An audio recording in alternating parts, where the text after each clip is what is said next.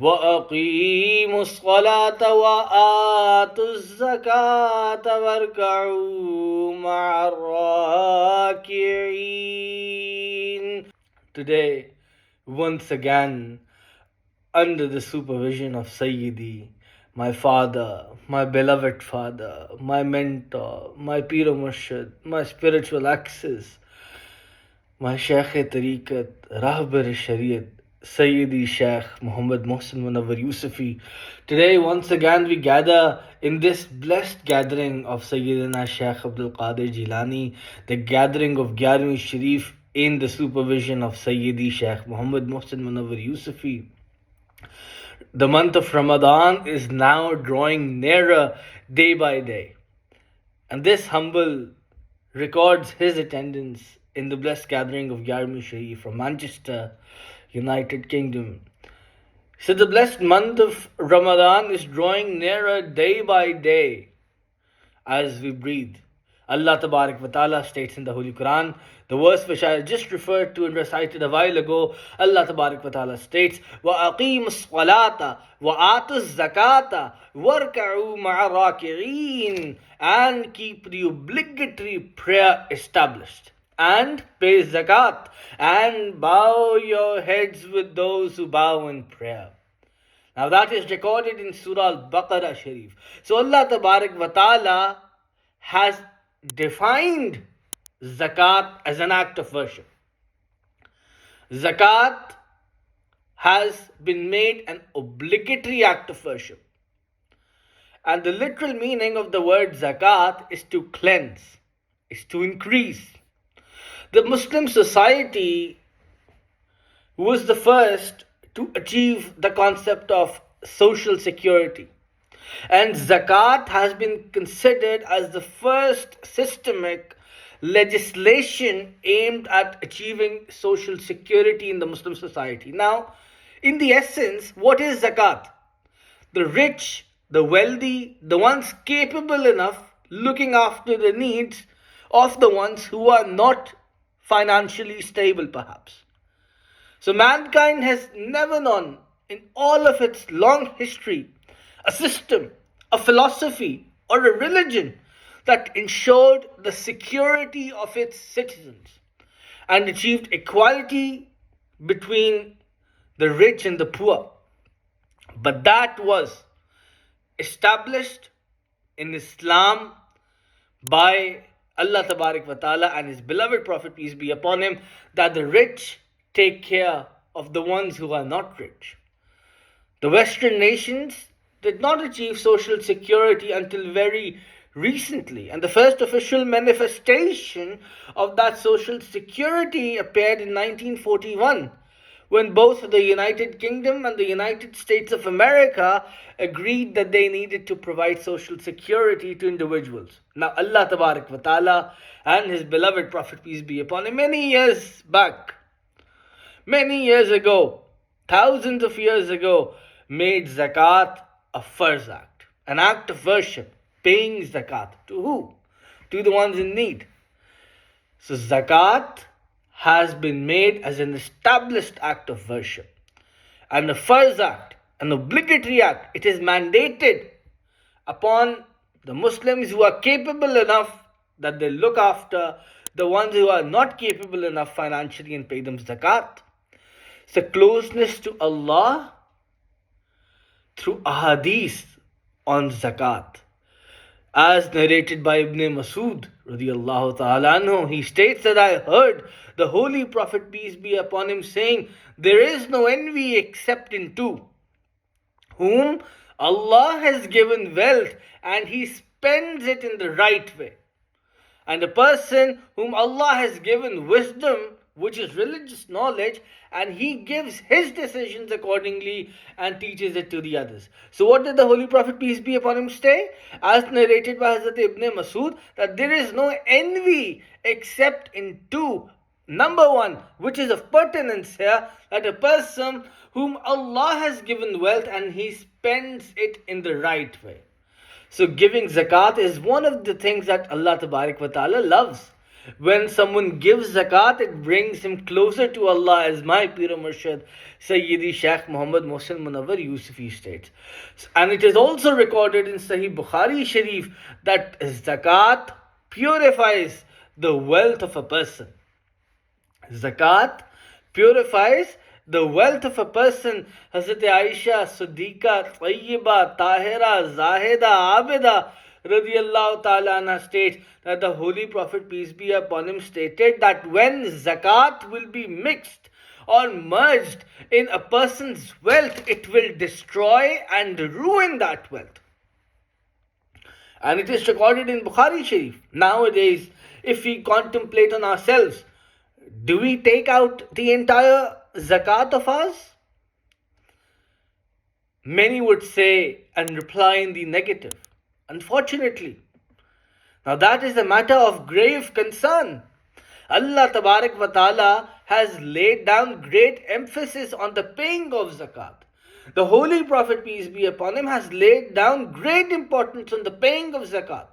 It is an established obligatory farz act of worship.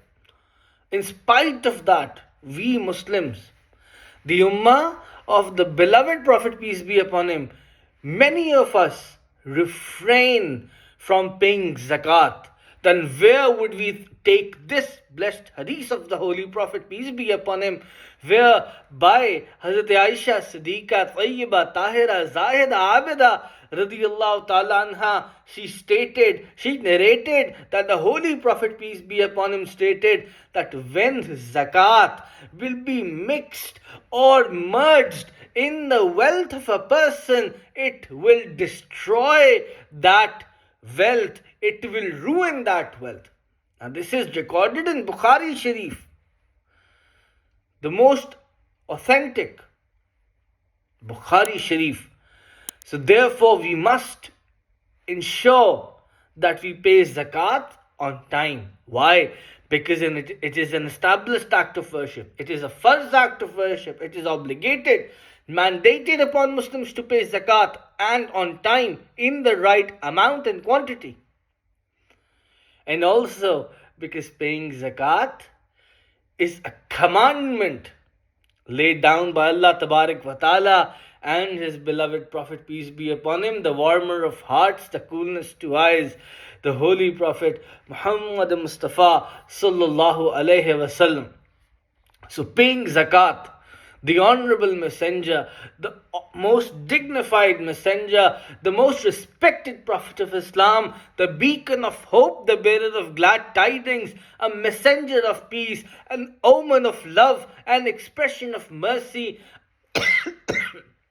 a paragon of virtue, forgiveness, and tolerance, the unsurpassable model of behavior, the radiant one, the illuminated one, the most dignified one, the seal of apostleship, the seal of prophethood, the beloved of Allah, the beloved of all, the warmer of hearts, the coolness to eyes, the beloved Prophet Hazrat Muhammad Mustafa Sallallahu Alaihi Wasallam, the Holy Prophet, peace be upon him, commanded us to pay zakat. Then if he laid down the commandment, then who are we to say no? Who are we to say no? We are nothing but slaves. We are nothing but servants of the beloved. How can servants turn against and say no? Servants are only to abide by the commandments. Servants are only to bow their heads down and say yes to every commandment that has been laid down by Allah and His beloved Prophet, peace be upon him. And zakat, as the Holy Prophet, peace be upon him, stated, zakat purifies a person's wealth. And then Hazrat Aisha narrated that the beloved Prophet, peace be upon him, stated that when zakat will be merged in a person's wealth, it will destroy and ruin that wealth. Hazrat Buraida radiyallahu ta'ala anhu also states that the nation who shall not pay zakat will find themselves affected in famines and droughts, basically meaning in problems. Let us contemplate on the situation today. Most of us, we're surrounded in problems, tribulations, trials.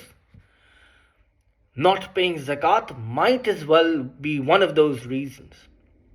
We have the example of Qarun, well recorded in the Holy Quran, when Allah Tabarak wa Ta'ala asked him to pay. He did not. And he, along with all of his wealth, was buried into the earth alive.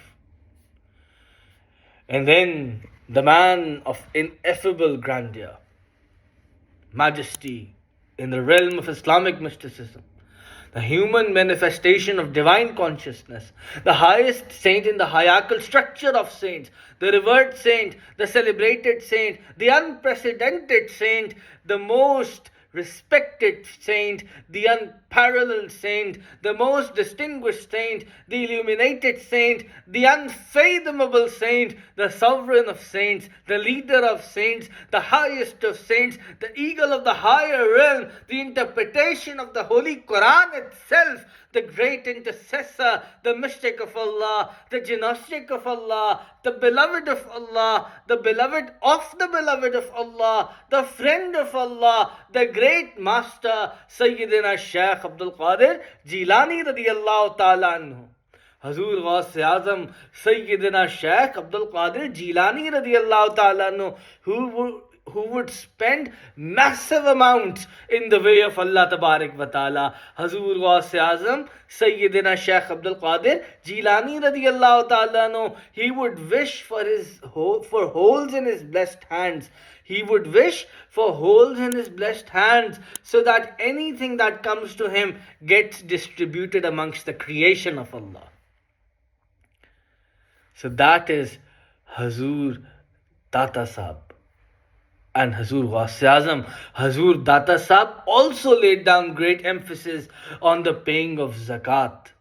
On the paying of zakat, and he recorded that in Kashful Mahjub Sharif. And likewise, Hazur Ghaus-e-Azam laid great emphasis on the paying of zakat, and he penned down the importance in Ghunyat al-Talibin Sharif.